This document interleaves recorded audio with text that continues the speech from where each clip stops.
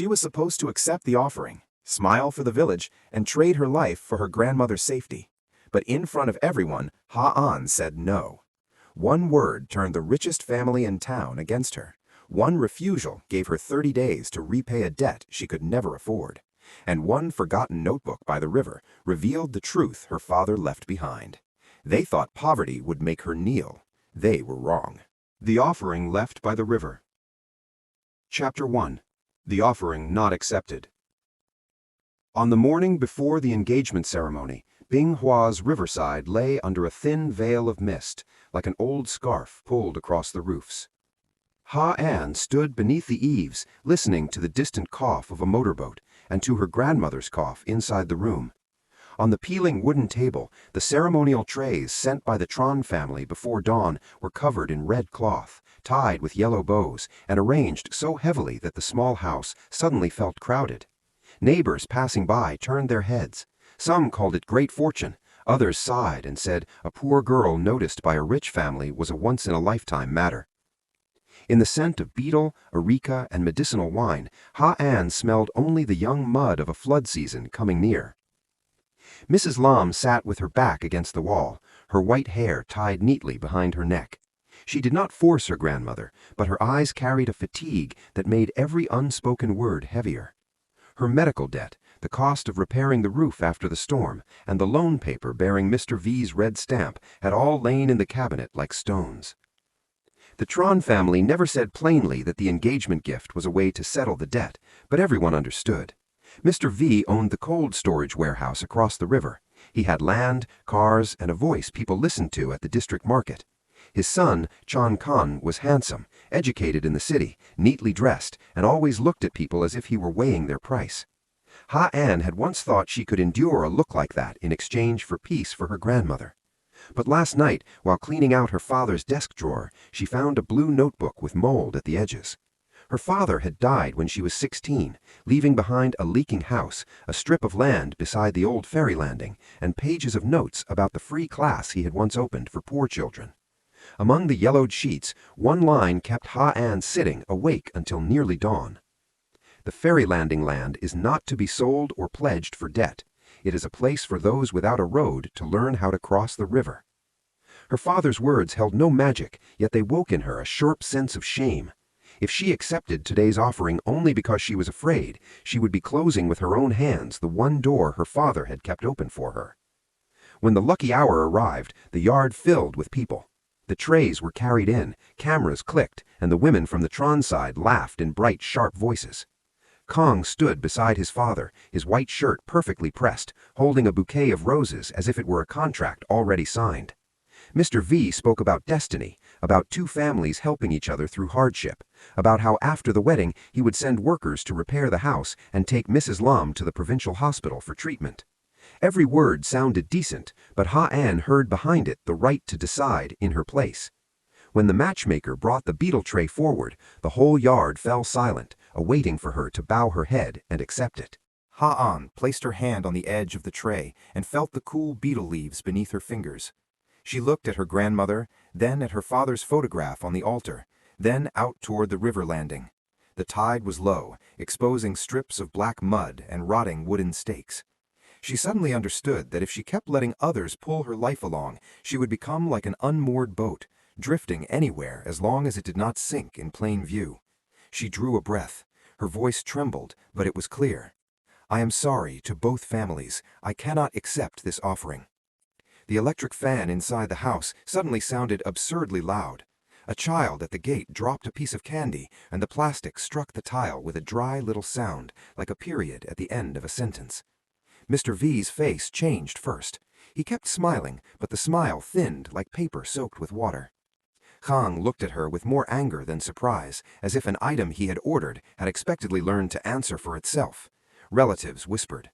An aunt from the Tron side said girls these days had hardly studied anything and already acted proud, poor yet picky. Mrs. Lam braced her hands and stood, her legs shaking, but she did not pull her granddaughter down to apologize. She only asked softly, "Have you thought it through?" Ha-An nodded. She knew this answer would make the roof leak more, the meals smaller, the gossip longer, But for the first time in many years, she heard her own voice without it being swallowed by someone else's. Mr. V stepped forward and placed a red envelope on the table. "A debt is still a debt," he said, loud enough for the neighbors to hear. "If the relationship is not formed, the papers remain. I give your family 30 days. Then he turned and told his people to carry the trays back out. The red trays were lifted and moved backward through the yard like a line of boats leaving the landing. Hang was the last to go. Before reaching the gate, he leaned close to Ha-an and said under his breath, "You will regret making me lose face." Ha-an did not answer. She only gripped the blue notebook in her pocket until her nails hurt against the hard cover. By evening, the house was empty again. The neighbors had dispersed, but their comments lingered like cooking smoke. Mrs. Lamb sat picking up fallen areca petals, breathing between each movement. Ha-an knelt beside her, wanting to apologize, but her throat had tightened shut. Her grandmother laid a hand on her head, as gently as if touching a feverish child. "If you refused, then you must live worthy of that refusal. No one can eat for you, and no one can bear humiliation for you." Outside, the river began to rise. Ha-an watched the small waves touch the bank and knew the next 30 days would stretch as long as another life. Chapter 2. The Price of Saying No. By the next morning, Binhua Market knew the story before Ha-an had fully opened her eyes. News moved faster than floodwater. The poor girl had returned the rich family's engagement gifts. Mr. V was furious. Her sick grandmother lay at home, and the 30-day debt was about to close in. When Ha-an went to the market to buy rice on credit, the stall owner who had once known her father suddenly became busy arranging sacks and would not look directly at her. The fish sellers lowered their voices when she passed, then giggled after she was gone. No one insulted her openly, but avoidance could sting more than scolding. It made her realize that the right to refuse did not come with the right to be left in peace. One no could open a door, but it could also make every familiar road narrow at once. At home, Mrs. Lamb searched through her medicine packets and counted the leftover money in a tin box. Ha-an pretended not to see the pills broken in half so they would last longer. She went through the neighborhood asking for work, washing dishes at food stalls, helping with sewing, keeping records at the rice warehouse. Every place shook its head, not always because they did not need help, but because no one wanted trouble with Mr. V. By afternoon, she reached the old ferry landing, where her father had once built a classroom under a tin roof with second-hand desks and benches. Since the concrete bridge was finished, the ferry landing had emptied. The storehouse beside it was locked, weeds climbing over the doorstep. Only the wind through the plank gaps sounded like someone turning pages. The key to the storehouse still hung behind her father's altar. Ha-an opened the door, and dust rose so thickly that she coughed. Inside were a blackboard cracked at one corner, several crates of old textbooks, a broken printer, and the long, damp smell of paper. She pulled away a tarp and saw that her father's chalk writing was still on the wall. To cross a river, you need more than a boat. You must know which bank you want to reach. She laughed, and then the tears came before she knew it. While the whole village thought she had just cut off her own way to survive, this old storehouse looked like a forgotten path. It could not pay the debt at once, but it could give her something with which to begin.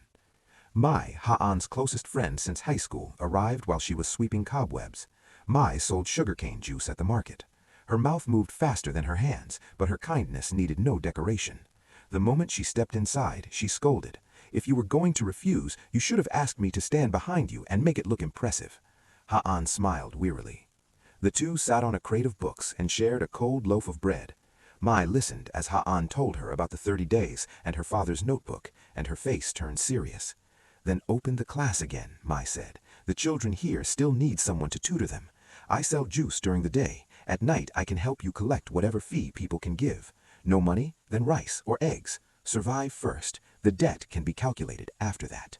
Chapter 2. The Price of Saying No. By the next morning, Binhua Market knew the story before Ha-an had fully opened her eyes. News moved faster than floodwater.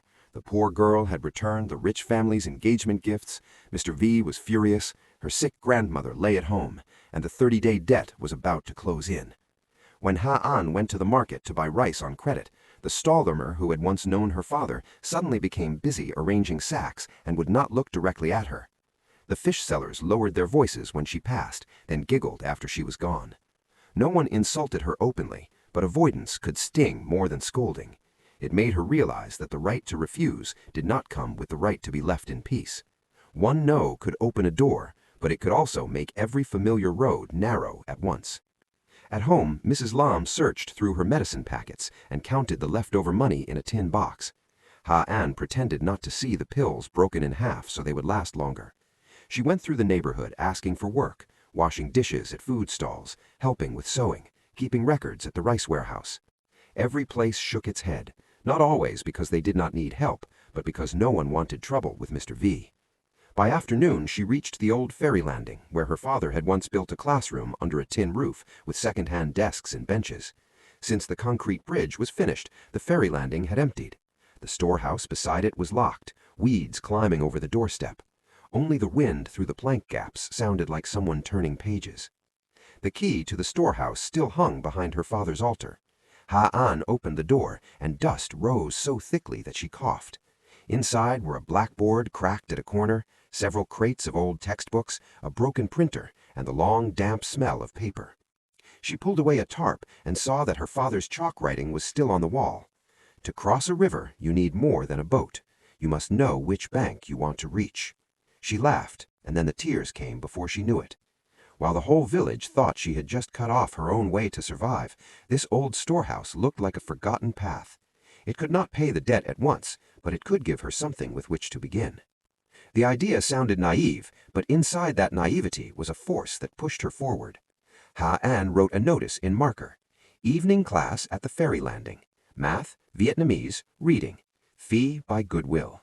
She taped the paper at Mai's drink stall, to the tree by the communal house, and in front of the primary school. That evening, only 2 children came, little T, son of the vegetable seller, and Nak, who often missed school to watch her younger sibling. They sat one broken desk apart, looking at her with curiosity and caution. Ha-an held the chalk, her hand still weak from hunger and fatigue, but when she wrote the first addition problem on the board, she felt a strange steadiness rise inside her. News that the class had reopened brought Mr. V's people faster than she expected. The visitor was Uncle Sao Tam, the man who handled paperwork errands for Mr. V. He had a round belly and a gold ring on his finger. He stood outside the storehouse door and did not step in, as if poverty's dust would cling to his leather sandals. "Miss Anne," he said, "Mr. V asked me to remind you, this plot is part of the collateral file. You should not gather people here. If legal trouble happens, it will be inconvenient." Ha-an set the chalk down and asked to see the file. Mr. Sao Tam smiled. "You are young. Seeing papers will make no difference. You have 30 days. Worry about money, not words." That sentence struck the most painful place in her. That night, after the students had gone home, Ha-an opened the blue notebook again. Besides class notes, her father had tucked inside old receipts, names of borrowers and payers, and the names of households that had once contributed money to build the landing. One smudged sheet recorded Mrs. Lam's loan after surgery, but beside it was the line, "Settled by compensation for rice field land." If that was true, the debt Mr. V might hold might not be as whole as he claimed. But the papers lacked stamps, signatures, and all the things poor people often lack when facing someone with a large desk. Ha-an folded the papers back and saw that what lay before her was not only a debt, but a maze. Mrs. Lam was not surprised when she heard. She said that when her father was alive, he had once argued with Mr. V about selling the ferry landing ground for a floating restaurant project. After that, her father became seriously ill, and the matter sank out of sight. "Some things people wait to take until they see you are weak," she said. Ha-an sat quietly under the yellow lamp, listening to insects outside the yard. She had thought refusing the engagement offering was a reckless act of pride. Now she understood it was only the first cut into a net that had long been wrapped around her family. To escape, she would have to learn how to read every knot of the net, not simply yank and hope it would tear. Chapter 3. The Storehouse by the Ferry. 1 week later, the evening class had 13 students. The rumors remained poisonous, but children cared less about adult honor than about having a place to do homework and a working fan. Ha-an repaired a light bulb, asked for old plastic chairs, and wiped mold from each book. Mai brought leftover sugarcane juice. Fook, the mechanic, brought an outlet and extension cord, and Miss Ha from the primary school sent a stack of practice tests. The storehouse by the ferry slowly changed from dust and wind into reading voices, laughter, and chalk tapping the board. Every night when she closed the door, Ha-on counted the fees in a plastic box. The amount was almost laughably small, but it was money she had earned by not bowing her head. Zui appeared on the 8th evening, just as the first rain of the season hammered the tin roof. He was tall and thin, wore glasses, and had a shirt damp at the shoulders. In his arms he carried a box of books wrapped in plastic. After a few seconds, Ha-on recognized him, Nguyen Min Zui, one of her father's former students, the boy her father had once lent books to so he could take the university entrance exam before disappearing to the city. Zui set the box down and smiled awkwardly. "I heard Teacher Locke's class had reopened. I came back too late." Inside the box were reference books, children's stories, dictionaries, and an old laptop. Ha-on wanted to say thank you, but only asked, "How did you know?"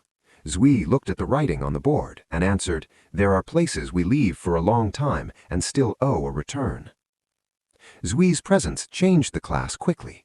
He repaired the printer, reinstalled the laptop, taught the children how to search for lessons, and drew a small income and expense board to hang by the door.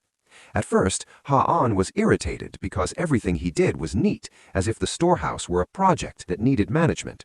Yet she had to admit he saw gaps she had tried to ignore: electricity fees, paper costs, study hours, attendance lists, parent agreements.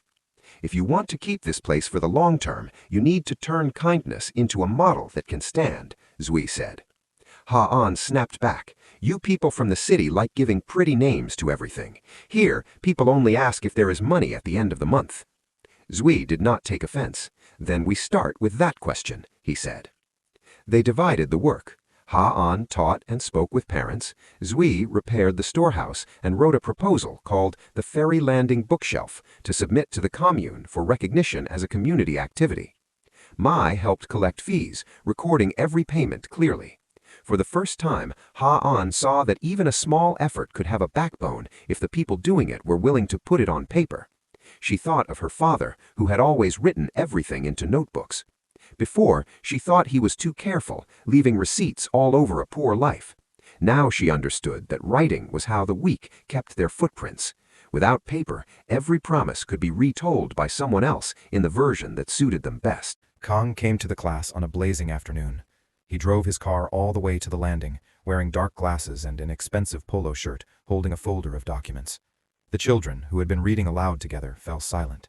Kong looked around the cleaned-up storehouse, his gaze passing over Du before stopping on Ha-on. "You seem busy," he said. "I came to offer the final option. My father does not want this to become ugly. Sign over the landing land, the debt disappears, and your grandmother's hospital fees will be covered. You can also stop pretending to be a hero in this rotten storehouse." Ha-on took the folder. The first page was an agreement with a figure larger than any sum she had ever seen, large enough that, if she signed, she could escape poverty immediately. Du stood behind her without interfering. At the door, Mai gripped a cup of sugarcane juice so hard it dented. Ha-on read line by line and realized that the land listed in the documents included the storehouse, the path down to the landing, and a piece of garden behind Mrs. Lamb's house. She asked, "If this is only to clear a debt, why do you need the whole ferry landing?" Kong smiled thinly. "Because you are incapable of making use of it. Land has value only in the hands of people who know business." Ha-on returned the folder. "Some things are not for sale just because they have a price." Kong's face darkened. He bent closer, his voice cold. "You are using a few children as a screen for your pride. When the enforcement notice comes, do not say I did not give you a way out." That night, Ha-on did not sleep. The number in the documents kept flashing before her like car headlights sweeping across a wall. She knew she was not so noble that she could not be shaken. Her grandmother coughed more often. The roof still leaked, and some days there was barely a meal. One signature could buy medicine, rice, and silence from the market. But when she imagined the storehouse flattened to build a restaurant, her father's sentence gone beneath glossy tiles, and the children sitting on the roadside to do homework, her throat closed. Perhaps becoming an adult did not mean no longer fearing poverty. Perhaps it meant knowing which fear must not be allowed to drive.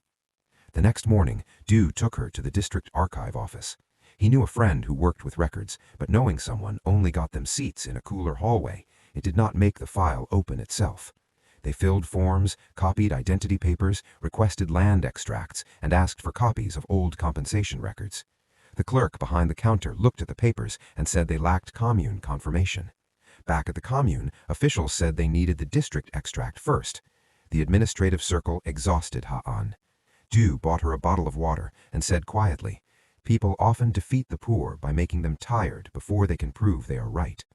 Ha'an looked at the long row of plastic chairs and found that the sentence did not discourage her. It woke her up. Chapter 4. The Debt Book and the Map. On the 14th day of the 30-day deadline, Ha'an found the map. It had been caught between two pages stuck together by damp, no bigger than her hand, drawn in blue ink to show the old ferry landing. In one corner were her father's signature and an unfamiliar name, Lei Kwang Ting. Mrs. Lam stared at the name for a long time before remembering that Mr. Ting had once chaired the cooperative and served as a witness when villagers contributed land to open the path down to the landing. After retiring, he had moved to town to live with his daughter. "If he still keeps any papers," she said, "you may find the roots." Ha'an slipped the map into her pocket as if it were a live coal. The town was more than 20 kilometers from Binghua. Ha'an rode Fuchs' motorbike while Ju sat behind her, holding the file bag so it would not fly open. Mr. Ting's house stood in an alley with purple bougainville, quiet enough for the sound of sandals on the floor to be heard clearly. He was past 70, with cloudy eyes, but when he heard her father's name, he straightened. "Locke? That boy was stubborn, but he loved the children," he said. Ha'an showed him the map. His hand shook when he touched the paper. He explained that the ferry landing had been formed from many families' land, and Ha'an's family owned only one part. After the bridge was built, Mr. Vai wanted to gather the land for a project, but her father objected because there was a clause saying community use land could not be privately transferred. Mr. Ting searched his cabinet for a long time. Old files tied with brittle rubber bands had turned yellow where they had once been white. At last he took out a copy of a village meeting record listing the contributing households and a note. "The storehouse area, path to the landing, and front yard of the ferry landing are to be used as a learning and gathering point and as flood relief shelter. Not to be included in private transactions without community approval." The red stamp had faded but was still visible. Ha'an read it again and again, her heart beating harder than to ache. This was not victory yet, but it was proof that she was not merely holding on to a memory. She was holding part of a promise made by the whole village, a promise that time and money had made people forget. On the way back, rain chased them. Ju drove slowly because the road was slick. Ha'an hugged the file bag to her chest, cold and wet outside, burning inside. She thought of the past days when she had begged for odd jobs, begged for signatures, begged for a fair glance. Perhaps poverty was not only the lack of money, it was also the lack of evidence to defend what one knew was right. Over the wind, Ju said, "We need certified copies, witnesses, and we need to bring this to a public village meeting before they submit an enforcement file." Ha'an asked, "What if they say the old papers are no longer valid?" Ju answered, "Then we make them say that in front of everyone who contributed the land." But Mr. Vai did not wait for them to be ready. That very evening, Uncle Sao Tom brought a notice to the house demanding that Ha'an pay the debt, including principal, interest, and added costs. The amount had swollen to twice its size. Mrs. Lam turned pale as she looked at the paper. Ha'an asked how the interest had been calculated. Uncle Sao Tom shrugged. "It is written in the contract. If you did not read it, that is not our fault." Dwi looked it over and pointed out several irregularities, but the man only smiled. "If you want to sue, go ahead. Do you have money for court fees?" The question left the house silent. Justice on paper sounded beautiful, but to touch it, one still had to buy a ticket through the gate. Ha'an did not cry in front of Uncle Sao Tom. She waited until he left, then sat down on the floor. Mrs. Lam held her hand, the thin bones cold. "Maybe we should sell the back house," her grandmother whispered. Ha'an shook her head. "If you sell, where will you live?" Mrs. Lam gave a sad smile. "Anywhere is fine, as long as you do not suffer." That sentence hurt Ha'an more than any threat. She had once thought family was the reason she should accept sacrifice, but if sacrifice meant turning herself into someone with no right to choose, was the peace left behind truly peace? She held her grandmother, listening to rain drum on the tin roof, and for the first time wanted to be angry instead of only enduring. Mai proposed a fundraising reading night. At first, the idea sounded like a children's game, but as Mai spoke, her eyes shone. "Each family brings something. The kids read poems, Miss Ha gives a talk, Dwi prints invitations. We are not begging for money to pay a debt. We are asking people to stand with this landing. Ha-an understood the difference immediately. She had tried so hard to prove she was not pitiful that she had forgotten community did not exist only when one knelt down to ask. If the ferry landing had once belonged to many people, then this fight should not belong to her alone. She agreed, though Mr. Vi would hear and try to interfere. That night, Ha-an wrote invitations by hand to every parent, every person who had studied with her father, every boat owner, and every household that had once contributed land. Dwi sat opposite her, revising the typed version on his laptop and looking up now and then to suggest a sentence. In the letters, Ha-an did not say she had been cornered by debt or complain about poverty. She wrote about the storehouse, about children needing a place to learn, about the flood season needing a shelter, and about an old commitment many people might have forgotten. When she finished the last letter, her hand ached, but her heart felt lighter. Some lives do not change direction because of one dazzling event. They change because someone finally dares to name what she wants to protect. Hey there! If you enjoy our audio content, don't forget to hit that like button and share this video with your friends. Most importantly, click subscribe and ring the bell to stay updated with everything Zuzu Audio. Support the channel and join our community today.